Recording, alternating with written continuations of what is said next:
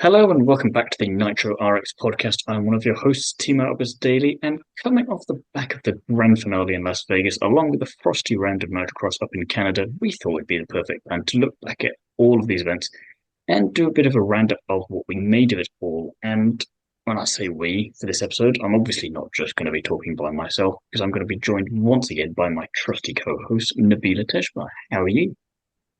I am doing well. How about you? Feels like it's been forever since we've done one of these. Yes, it has, but good things come to those who wait. So those listeners who do listen, you are being rewarded finally, and I'm happy to be here. It's been an interesting time with Nitrocross. There's a lot been going on. We've got a bit of news to cover, and then 3 rounds/2 rounds to cover because of how everything falls in Nitrocross. It's never straightforward. Um, we were talking with Greg Ledbetter earlier, which will be a future episode of this, because probably this episode will come out before then. And she described it perfectly as chaos, and it does feel like that a lot of the time with Nitrocross, doesn't it? Absolutely. I mean, it's such a strange calendar for a motorsport series. Like having it from mid-year to like the beginning of the next year, it kind of doesn't feel it doesn't feel the same as other series. Is like I feel like you're always on it with an F1 championship or a WRC championship. You know what I mean? And you know that November to February period is dead. That's just Yeah, norm. but Um, Nitrocross, no, no, no. No. And also, it's such a long time in between races. Like, even if we're consistently covering it, it's still so long in between. So, I Yeah, the know we're only definitely comparison going I to have is work. Extreme E, but at least that's still in the same calendar year, so it kind of Yeah, makes sense. exactly. But no, we are definitely going to work on bringing you some more stuff in between to keep you in the knowledge of Nitro RX, but also throw some other things in there because it's too long in between these if we're trying to base it solely on the calendar. Yes, no, it's once every couple of months, basically, is what we'll be doing. But we will get to that in due course because we do have some news to go through before we get to the racing itself. And one of those was concerning Las Vegas, which it definitely was a grand finale in every way, shape, or form. And the track was quite interesting. We'll get to that later, though, because we're used to new drivers coming in every once in a while.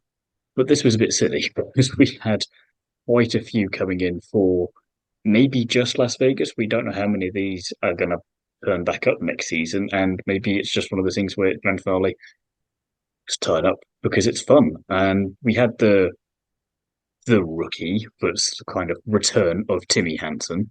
And then we had Ilame de Ridder, we had Patrick O'Donovan, we had Elias Svensson, we had Alistair Scully, Ellis Spiezia, Brandon Sorensen, Banks Hovey, Zach Lumsden, Cletus McFarland, and Cash LaCroix. And the one thing that they have in common is the fact that they're from just such a variety of backgrounds. I mean, you've got Hansen who's been there before, you've got Derrida who's been involved with ranks behind the scenes, O'Donovan's been over in Extreme E.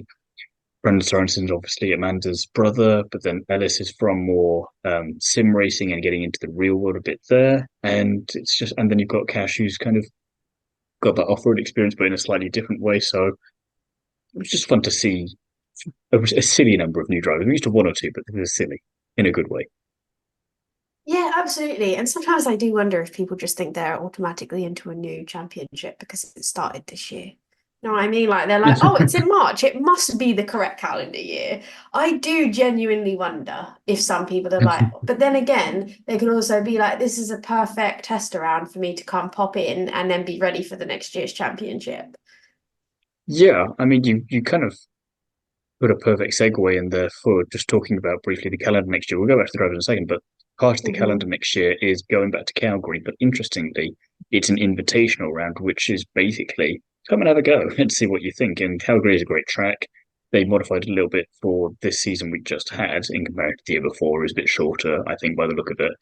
But I think that's a great idea to have, though, because you don't really get that with championships of any kind, just unless I'm missing something obvious. So yeah, it's kind of you want to have a go, maybe for a budget as well. It's perfect. Come in, see Yeah. what you think. You can have a go with. You've got all these different categories. Jump in Group B, jump in Baja Bugs, jump in SXS.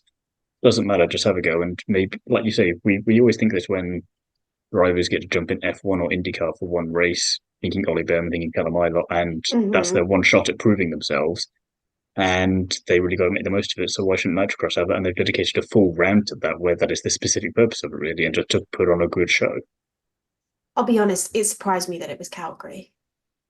Why did it I wouldn't have surprise you? picked that because you're picking the snow round for an invitational, and that's kind of automatically a little bit more expensive if you're using ice tires and everything, in my personal opinion.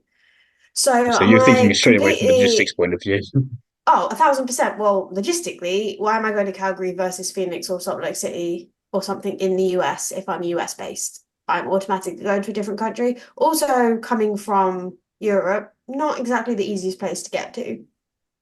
No, that Pretty is sure true. if it's, this is going to be really bad because I can't remember. Is it Richmond, Virginia, or is it Richmond somewhere on the other side of No, the no, coast? Virginia, Virginia. See, that one, perfect. East Coast, middle of everybody. Logistically pleasing to me. But I just found it really strange that you're going to do an invitational in a different country on a different surface than every single other round. Why wouldn't you pick an easy, accessible one, something that's gonna get more people able to go to it without spending a ton of money? Like, if I was gonna go do it, I'm not going to Calgary. In all honesty, my closest event, oh, it's actually going to be Miami. Let's see if It's I worked can out get for you quite myself in a nicely car this year. for Miami. I was going to That answer should be your the question of goal of why this Calgary podcast with, right now. well, yeah, like podcast team. I'll be the Let's do spotter, it. and hopefully I'll learn what I can do. Yeah, why not? I'll drive. I've done it before. Can't say We've I've ever got driven best a Nitro RX round. We'll figure it out though. Baja bugs. There we go. We can let ourselves in gently. Could you imagine? Could you imagine? Actually, we'll work on this in a separate podcast. We'll put a whole thing together. Love your ideas to come in on how we can make this happen. But yeah, the just sorry, I had to go off on that tangent because Calgary That's doesn't fair. make sense to me. No, I was going to answer your question there of why Calgary, was just again referring to Grey Ledbetter's answer of chaos. Just Nitrocross is what they do. Why should it Yeah, make sense? I know. It's surprising. It is But nice to going, see a couple of, sorry, just really quickly, it's nice to see a couple rounds on the East Coast this time, and it's not all just like West Coast base. So I think yeah, that could potentially bring in a decent chunk of drivers. yeah, and it's two rounds at each event as it was for this year. And just to go through quickly while we're on calendar, we've got the opening round being in Richmond, then back to Salt Lake City and Phoenix for the next two rounds each, which is nice to have the consistency and they're good circuits from what we've seen before. Miami is Mm. the only new one, but again, that is going to be fun, and it's nice that we kind of get something new every year. Then to Calgary for the Invitational. So, but as that doesn't really count towards the championship rule, it's a massive gap then between Miami and the finale on the other side of the country completely, with Las Vegas then being the finale again. But considering the success that that was this year, I'm not mad about that being on the calendar or being the place for the finale. Like we said when I think we were previewing Vegas, or talking about it a little bit beforehand, um, it just fits Nitrocross in a way that it doesn't fit Formula One, and it just seems Yeah. actually placed on that kind of a calendar. I feel like it's a spectacle kind of Hmm. place, and that doesn't work for something as streamlined and focused as those events. Like you could do a rally, you'd be doing a super special stage kind of thing there, and Nitro Cross in my mind is always been like that kind of super special fun stage that you do Hmm. It's the Mario Kart. for yeah, exactly. And this kind of event works perfectly because you're not, it's supposed to be rugged, it's supposed to be all over the place. It's not supposed to be straightforward and a racetrack. And you can make it as complicated or as easy kind of thing as you want to make it. So it works really well. What's intriguing though is Gray was telling us earlier how difficult it really was to pass because the circuit was so narrow. And I think that Yes. creates for so much more competition and so many more kind of like if you're making mistakes, you're kind of stuck where you're at. Yeah. So yeah, I The, think the it's a fun one on the calendar. the thing I noticed most this time around was how much it tested the drivers in terms of there's not a lot of time to get to know the track anyway before you're stuck into the competition. And then you get someone like Timmy Hansen who is new to Nitrocross from the fact that he was there when it started, but he hasn't been there since. So he's got that experience, but he's really getting to test it now, and the rookies are testing it in the same way. So it kind of puts him on the same level playing field as them in a strange way. And pretty quickly they've got to learn where they can risk sending it or just nudging the car in front of them slightly, where they're not going to end up in a wall, but they can maybe be cheeky and get it. And coming up off the gap jump was a good way to do that. But then if you're not in Group E, you don't really have that option, so you got to find another way past it, and that's where it gets tricky and where we've started to see some of the incidents which were fun, to be fair. I mean, no one got hurt, and it was just kind of good, honest fun, which is the best way to describe that. Absolutely. And I do love seeing like new events on this calendar, and they're trying to bring it more East Coast. Am I still sad that their whole global thing didn't work? 100%. I would still love to see some European rounds and some a real big mix, because the Nitrocross way that Olympics. yeah, the way that it works, it's accessible to people. Like you don't have to show up every single time. I mean, the drivers that showed up in Vegas proved that you don't have to be there for every single race. These people just want to go have some fun. And even like the drivers that we've spoken to when they've come off of it, sometimes they're like, yeah, no, we just did this one for a laugh and it was great fun. It wasn't part of anything that I really need to worry about championship wise. Like I just wanted to show up and I wanted to have fun. I mean, Travis jumping in the SXS cars occasionally, like Hmm. It's the definition of it's it. He's just that doing it for a laugh. ability. Exactly. And I think it would open doors and opportunities to so many new drivers had they still considered that. But I completely get logistically, it's very difficult. So I'm glad at I least do hope they're that's still not something that all they're on the going one to do side. later on in Nitrocross Future, where it's kind of we tried that, it didn't work the way we thought, and we'd like to get back to that. But in the meantime, we're just going to focus on nailing the US side of things, and then hopefully we can use that as a springboard later because they've shown they can do it. It's just maybe it needs a bit Mhm. more thought and time to go into it. But Yeah, that's a absolutely. topic for another time, I think, because we'd kind of make a dream calendar for Nitrocross if we could go globally, and then as well could have a domestic one. Um, Yeah, absolutely. but a couple of the drivers that I wanted to give a shout out to just for being impressive on debut, I think that the one that stood out for me was Derrida, just because he's not raced for a while, but he's been doing a lot of work behind the scenes with Victor Ranks and the new outfit there, and they had some very fun race suits, kind of tuxedo style, but on a race suit, so it brought him good luck, to be fair. So he did pretty consistently, as we'll get to when we look at the results later. So it's nice to see again, in the same way that I was saying that Timmy had a lot of experience previously with Nitrocross, but was on the same level playing field as the rookies. It's nice to see then that the rookies or the people that have been out for a while can still be on that same level. Absolutely. Yeah. It's, I don't know. It's always fun, for sure. No, And I definitely. think that brings us nicely into kind of like the new Sierra cars for Yeah, next year. it's an intriguing one because we didn't see too much of them. I don't think in Vegas themselves. We saw them being driven, but unless I missed a race and slept through that bit somehow consistently, I didn't see them. So I think it was more of an exhibition thing.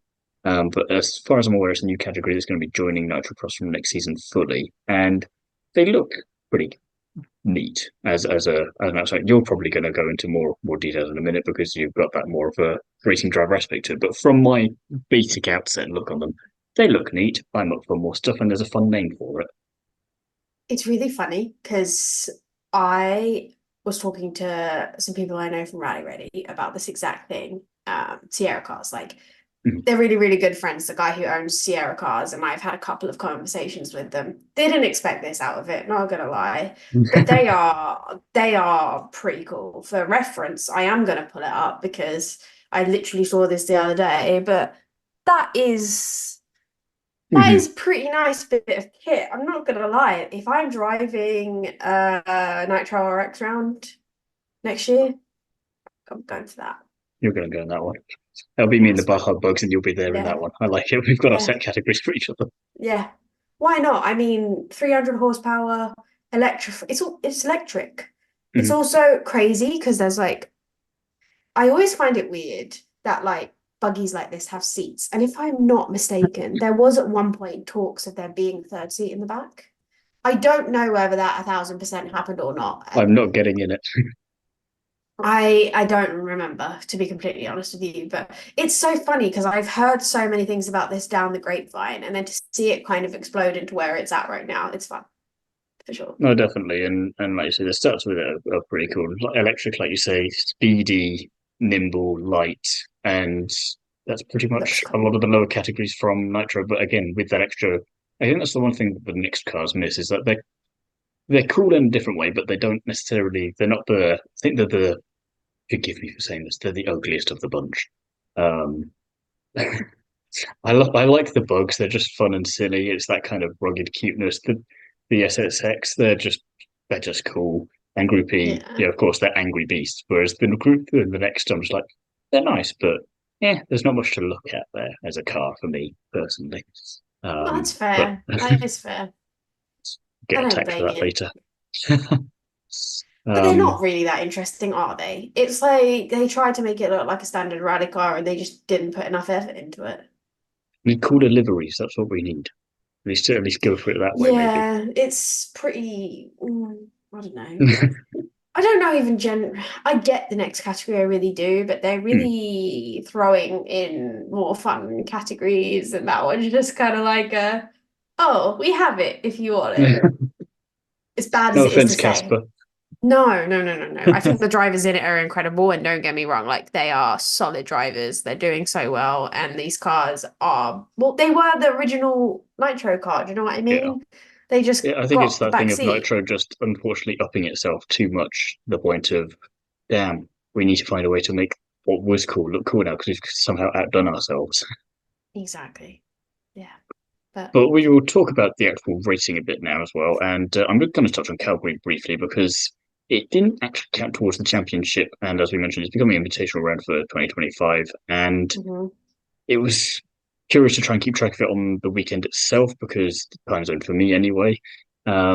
And it turned out in the end, Group E couldn't race because of the weather conditions and safety concerns about that. So that was still applicable even when it was pushed back a day to try and accommodate for that. So it was a shame that that couldn't be pulled off in the end.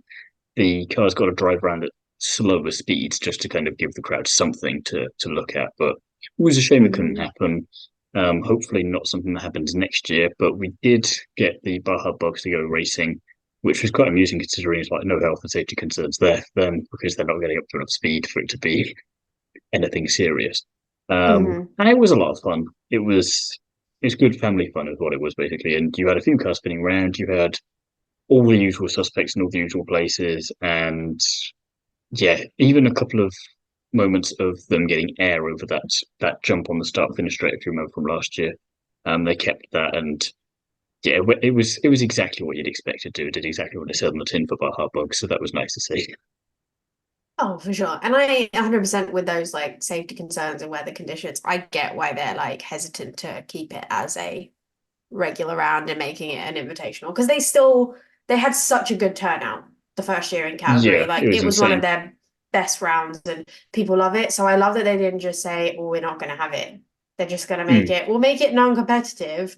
That way it doesn't really It's matter. that weird thing of it being a spectacle sport anyway, but then saying we're going to make this a spectacle. Where I was like, you were already doing that, but I kind of get what you mean. It's like in theory, then Yeah. it should be quite fun next year though in that respect. Then because they should in theory be taking it all up a notch in terms of off-track entertainment. You would hope. Talking of entertainment though, Las Vegas, kind of the Monaco round for Nitrocross. It felt like this time with the very tight and twisty street-ish nature of the circuit. And as we kind of hinted at earlier, it very much seemed designed to test drivers. And there was a decent gap jump with it, and intriguingly, a relatively short Joker lap, which somehow got, I mean, they always get quicker, but it was kind of sub 1 second quick towards the end of the weekend, which for a Joker lap is kind of Yeah. silly when you think about it. But it works pretty well because I think we've seen it before. I can't remember where off the top of my head, but we had one of those shorter Joker laps, which didn't quite work out the way any of us wanted it to, and it made it less exciting somehow. So whatever they failed at there, they've learned and applied it here, which is good from a spectator point of view. Yeah, definitely. I was always surprised when so many series has decided that Las Vegas was a correct place to have things. And a part of me is a bit like, but why Vegas? There's so many other places, especially track wise, we know we've seen. Nitro's been to some really, really cool tracks. So I was like a little Mhm. hesitant, to be completely honest. But Pastrana being Pastrana manages to pull stuff off that no one can really pull off. So props to him for making it an exciting event. And you know what? Las Vegas is now becoming that thing where everyone wants to go and everyone wants to go do sports. And it worked for them, and they're very lucky that it did because there was a lot of things that were questionable about the F1 race in Las Vegas. Yeah, I But think they this showed them how one, to do it in terms of know what you're doing and try and don't overshoot anything and just absolutely nail what you're going to get. It's what I was saying about the calendar earlier in terms of while it's frustrating, it's not global like it was in its first full season. yeah, At least this is proof that they're taking the national side of it seriously and just making sure they nail that as best they can so that then they can project that later. And yeah. we had a bit of a delay on the final round because of wind of all things. Again, blasted wind, which good the gap jump I can understand because you don't want to go off that and then Mary Poppins. Um, hmm Yeah. but the delay it wasn't too bad, and we got going in the end for all of the racing, and there wasn't really a dull moment for it. And Group E, it was very much Robin Larson's championship to lose. I think we were agreed to that pretty early on in the season. It was kind of interesting to see if we believed anyone would beat him. You were very hmm much hopeful but not convinced that it was going to happen, and I was just naively optimistic. But it didn't work out because he got a P2 and a P1 and solidified the championship for himself for a second year in a row, which not too bad, not too bad at all. And now we're going to have to really scratch our heads and think, do we think anyone can get him this next season? Fraz seems like the obvious candidate, but again, Yeah. we probably said that last year. That's literally what I was going to say, is that it will be him. I think a lot of the issue is they're spreading themselves thin, in my opinion. Like they're trying to do so many different championships and so many different things, whereas Larson, that is his sole thing. Fraz, he's gone off and trying to do Extreme E at the same time. Pastrana consistently has his foot in It's like just 500 everything. different things. And when you're sitting, and again, these drivers, obviously, they're the best of the best. They can hop into whatever they want and drive well. But I do sometimes wonder, you drop between cars, your brain gets a little bit foggy on where It's you the are at. weird And balance thing of the more you do and the more variety you do, the better driver you should become. But at the same time, if you've got one person who's just dedicated to the one thing, then they've only got that to worry about, and it's that interesting comparison to make then. But in this one, it's Larson to everyone else nil. yeah, and don't get me wrong, it's not like I don't think these drivers can drive these cars. Like, let's be real, they're absolutely insanely incredible. And maybe they don't, maybe it's not that. But I always knew when I was jumping around a lot between different things and trying to do too much, I didn't really ever do one thing spectacularly. When I focused on the exact same thing and did the exact same thing continuously, it was very easy to change and work and improve. Do you know what I mean? Yeah, Now, Larson, he's genuinely just quick. But let's be real, he didn't have the most amazing season of like winning every single race. Like in the just beginning of consistent. the season before, that was him, like he was. But again, Hmm. he just played Mr. Consistent, whereas everyone else had spectacular or unspectacular. I mean, Travis, he's either win or Yeah, it's hero or zero. no podium. Do you know what I mean? Like, and Martel, he just struggles. Like, he had some really good ones up there, but he's just consistently struggled. Bennett, I'm still waiting for the He win. came back and I'm, it did not work for him. no, I'm intrigued to know. I'm intrigued to know, as they said, like we were talking earlier, like those SXS cars, they're pretty much consistently and the same. Do you know what I mean? Everything is built very standard. They're trying to be in the same car consistently. I'm curious to know how different these cars are between teams. How much is one team putting in versus another? How consistent really are the rules to make these cars consistent? Or are some teams just lacking in performance? And it's not necessarily driver, it's performance of the vehicle. Because sometimes it doesn't add up for me. And I don't know enough about the specs of these cars because I'm not there, I'm not seeing them, I'm not consistently. I don't read enough about these types of things because I don't like reading it. I like watching it. I like being immersed in it. I'm not reading, no offense, guys, I'm not reading the regulations to find this out for you.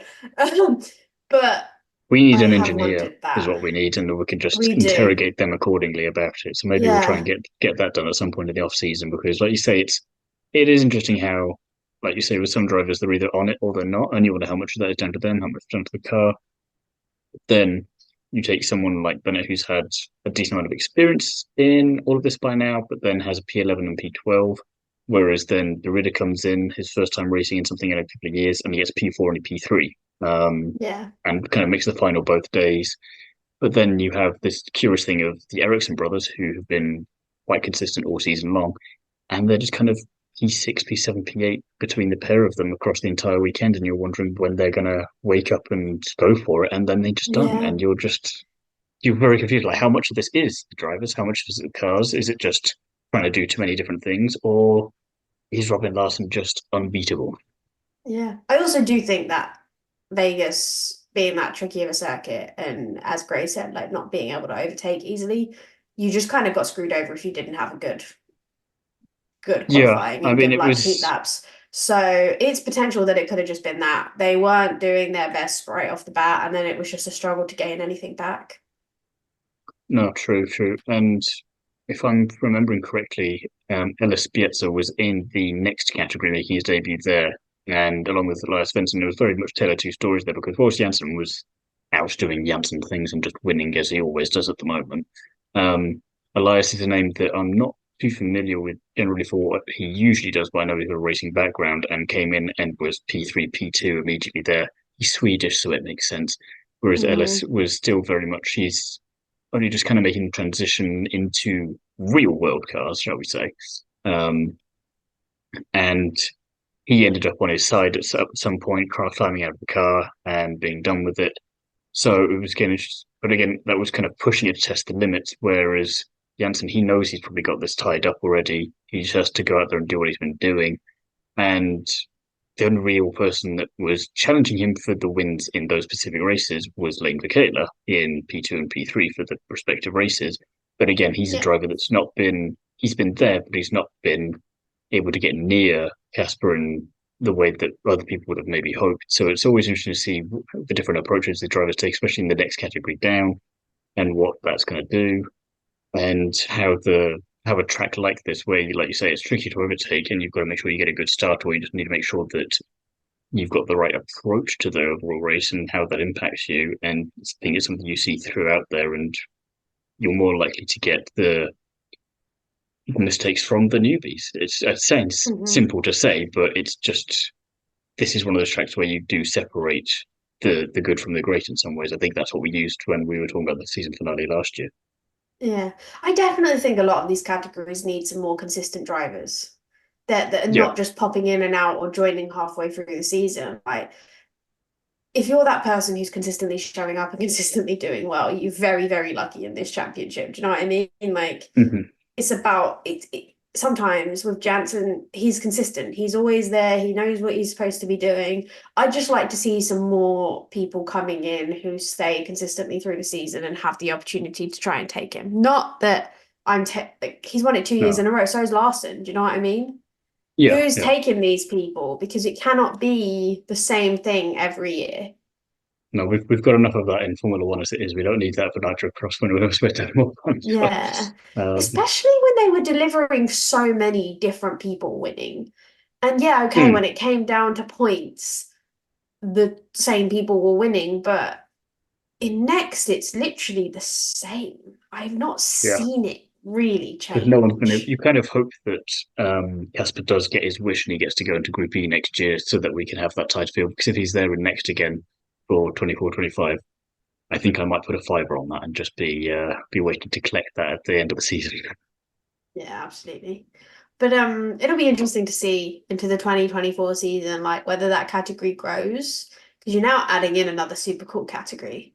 And I do wonder Yeah, whether people even consider that as a category that they want to enter, or if they're looking for a laugh, they're going SXS, they're going Baja Bugs, they're going Sierra Cars. Do you know what I mean? So I don't know if it's I not that think I for don't think me it's the the correct stepping stone. I think it is, but Hmm. I know what you mean. I think the one of the disadvantages of Next is that it feels like an alternate version of World Rallycross where there's not too many cars there. You've got mm, usually the same one or two people doing really well, or just one in case of World Rallycross because it's always bloody Christopherson. um, and no. there's always only about five or six cars in that. I mean, you kind of maybe get eight occasionally, but because of the way that the races and the format of it all, you know that by the end of it, you're probably only going to have four cars in the final. And it does Hmm. limit the excitement possibility, especially when you have a driver that dominant. So either they need to move that one driver up, or they need to make the field a bit bigger and just invite more jeopardy into the equation. Yeah, absolutely. Then we're like the SXS again, like they always have so many different people and so many random people, and it makes it super, super fun. Yeah, but then SXS, we have a little bit more variety, and with the exception of P3 in the podium and the standings, you kind of had this more wild element to it. And Hmm. there was a battle for the championship, which we'll get to in a little bit as well, though. But for the podium places that were released, you had Pastrana winning there, kind of redeeming his weekend because Group E was not his forte this time around. You had Yeah. Tyler Emery keeping him honest in P2 and Gray Ledbetter in P3, doing what she does best. And she was in P3 again for the final round of the season, but then this time it was Brennan Sorensen, Amanda's brother, who was up on the top step of the podium and newcomer to the series in this instance, Max Hovey in P2 there. And you had Hmm. DNFs there, which included Letitia Buffoni, who was back as well. So it's nice to see that even if they're not always there, you get some people coming in and out and at least being there for part of the time. And you know that um, there's always that option to come back. And it's just, we're not going to be super strict on it. So what we would like to see people there more consistently so that the championship is a bit more competitive in some aspects. It's nice that if you can't, for whatever reason, you could just come back later and do it that way. Um, but then it's interesting because we've added the SSX Pro category, which you saw a couple of the same people in there, but Hmm. it's kind of in the same way that Group E is the step up that people from next will take. It's nice that we've got that with SXS now because we've always thought that it kind of makes sense to jump into next, but it could do with something else as well, and they've done that now. Yeah.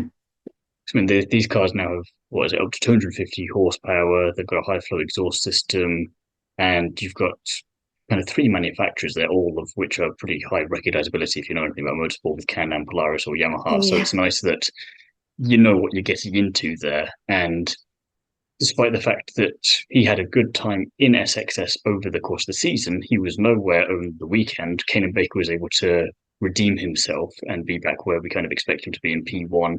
And then in P3, you had Corey Willis, a name I'm not familiar with. You had Ronnie Anderson. You had Cash LaCroix all on the podium. In Troy's case, P2, Anderson P2, Cash LaCroix winning. And Tyler Emery as well, the other kind of main championship competitor for the normal SXS, also on the podium there, and just good to see them being able to finish their weekends on a bit more of a high after some of the trouble they had in the SXS original category. Really shouldn't try saying that quickly. Um, and it just kind of it added that extra level because it does look like it's just naturally an SXS car on steroids, and that's basically what you want it to be for the entertainment purposes. And if it's very easy to sell to the general audience because, like, if you like this, you will definitely like this. It's just that, but it's like F3 to F2. It makes sense why you would go and follow one, and why Yeah. wouldn't you follow the other one?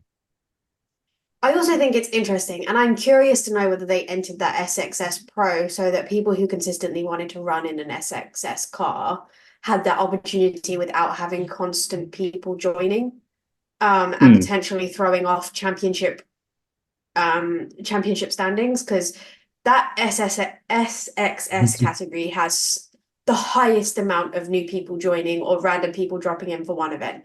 And I am curious to know because obviously you've got Pastrana who occasionally drops down into it. Again, not consistently. You've had a few other big drivers just come say hi. Mm-hmm. I'm curious to know if they set up that category so that people who are like, this is my championship, this is what I'm going for, had that opportunity without having If you 500 take other it people seriously, thrown go for into the pro. If mix. you want to just get the on the ropes and all this kind of stuff, go in Yeah, the yeah, unpro SXS by itself. yeah. Don't know if that's the exact reason, but that would make sense It to would me make sense. if that is why they did that. I would throw it to you just for Baja Bugs, just mainly because short, sweet, and whilst incredibly entertaining to watch, we probably knew what was going to happen. Yeah.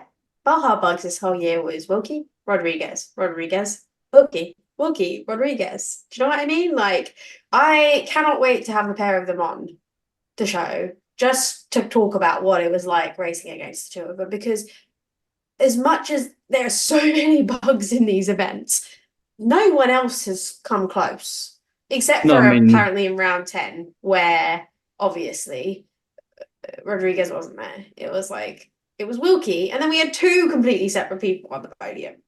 Yeah, and one of which was Tyrone already and York. unlikely in the beginning because everyone saw that Jim York was coming into Nitrocross and was like, well, we know who's going to be crashing. And then the guy turns up on the podium twice Yeah, consistently over 2 days and just goes, I guess I'm as surprised as everyone else by this, but he's very he doesn't mind a bit of self-deprecating humor. He was kind of on board with the idea of, yeah, I'm probably going to do that as well, and then I think he surprised himself as much as everyone else when he did that.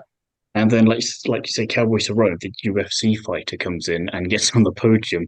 It just kind of described by Baja Bugs weirdly insane in a good way. It's just kind of we've got the guy who you'd expect to be there. You've got the guy who's usually known for crashing, and then you've got a UFC fighter, and yeah, that's just the tip of the iceberg of the people who come to this grid and compete in every round. Because again, you get I think we had about at least 10 cars in here, and when you try and keep yeah, track of them all the rest of the time, it is mad because you've got fun liveries, you've got something like Jet Black, but then you've got definitely Herbie. If you've got Carl Zirkus there, you've got some with giant glow sticks on the top of them. It's it's madness, but it's good fun, and yet somehow, like you say, it's either Rodriguez Wilkie or Wilkie Rodriguez, unless you're the last round of the season, in which case chaos. yeah. I was literally just about to say that chaos. My one word for this whole season, because I'm gonna steal her word, Yes. chaos. But that does lead us then to we do know the championship standings for this season, and Hmm. whilst I still haven't completely figured out how these all fit together yet, and I know I said that at the end of last season, and I was determined to sort that Yeah. out, I'm going to go with third time lucky, so it'll be for the start of next season that hopefully I know.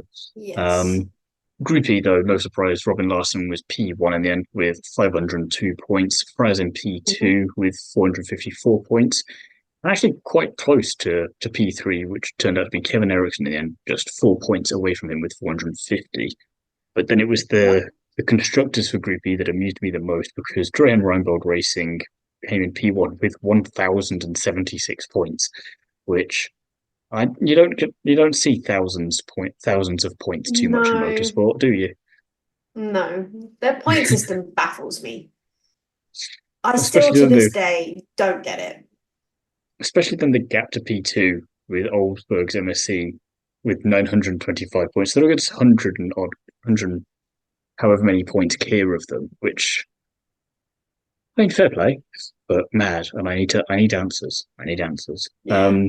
Somehow though, Casper Janssen having dominated this season, only 26 points ahead of P2 in the end somehow. So I don't know if they do their points differently. If they do, that's going to be a nightmare for me to try and figure that out for each category as well. Right. But we'll get there at another point.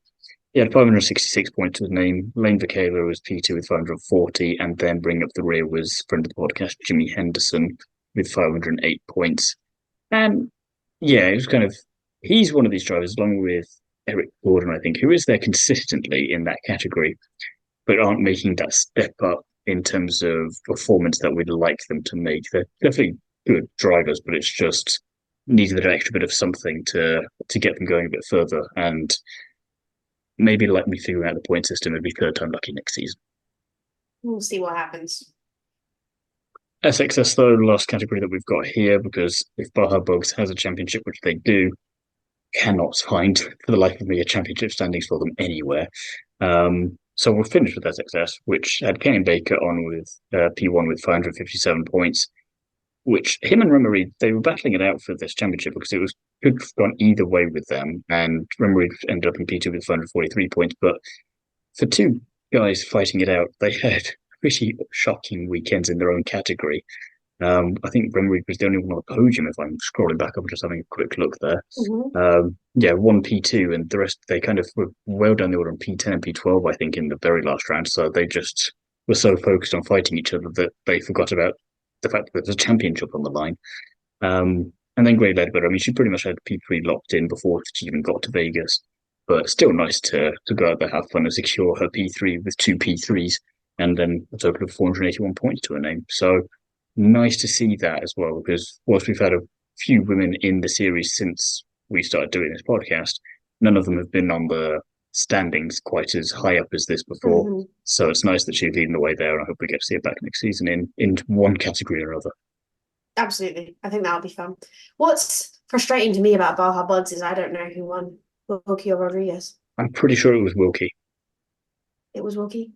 I think so, yeah. I think that last race Where's the might have just championship flipped it standings? for I him. want to know what the difference in the points is. Because if it's 100 points, I'm not going to understand the point system. Do you know what I mean? Like, if you're I coming get that. first, second, first, second, first, like, where are the points? Where are they? And I'm assuming Wilkie because he won the last one and there was no Rodriguez to be found in that Yeah, podium. I think I'm basing this off the fact that I'm pretty sure it was close all season from what you were saying anyway. Yeah. And then Rodriguez just had a bad last race. So Yeah. unfortunate, but one of them had to win and they weren't going to call it a draw. No, exactly. Well, I think on that note, that is all we have time for. We appreciate you, sticking around and still listening to us after we've taken a little bit of a hiatus on this, but we promise to fix that over the coming weeks and are going to have some awesome episodes coming out soon. No, very much so. So be making sure you have liked, subscribed, and got notifications turned on for wherever you are listening or watching to this so you don't miss any of that. And in the meantime, thank you very much for watching and listening, and we'll see you again very soon.